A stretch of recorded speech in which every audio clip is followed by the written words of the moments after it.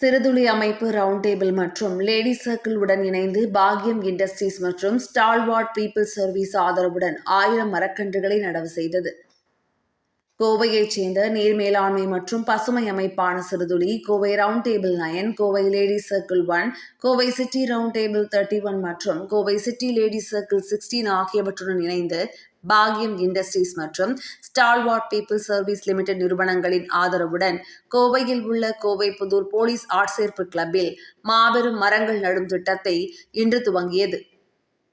இந்த முயற்சியில் குமரகுரு தொழில்நுட்ப கல்லூரி, ஸ்ரீ கிருஷ்ணா ஆதித்யா கலைக்கல்லூரி மற்றும் ஜானகியம்மாள் கலை மற்றும் அறிவியல் கல்லூரியைச் சேர்ந்த 300 மாணவர்களின் தீவிர பங்கேற்புடன் 1000 மரக்கன்றுகள் நட இலக்கு நிர்ணயிக்கப்பட்டது. இத்திட்டத்தில் T. Senthilkumar, commandant DSP, IVBN பிரிவு, கோவை புதூர் சிறப்பு விருந்தினராக கலந்து கொண்டார். சிறுதுளியின் நிர்வாக அறக்காவலர் வனிதா மோகன், சிறுதுளியின் ஆபெக்ஸ் உறுப்பினர்கள் சுஜனி, பாலு மற்றும் கிருஷ்ணசாமி, பாக்யம் இண்டஸ்ட்ரீஸ் சார்பில் பிரவீன், லேடி சர்க்கிள் ஏரியா தலைவி மந்தாகினி மற்றும் ரவுண்ட் டேபிள் ஏரியா துணைத் தலைவர் ரோஹித் ஆகியோருடன் ரவுண்ட் டேபிள் மற்றும் லேடி சர்க்கிள் உறுப்பினர்கள் பலரும் இந்த நிகழ்வில் கலந்து கொண்டனர். இந்த திட்டத்தை சிறுதுளி அமைப்பு செயல்படுத்தி ஒருங்கிணைத்து இனிவரும் காலங்களில் நிர்வகிக்கும் என்பது குறிப்பிடத்தக்கது.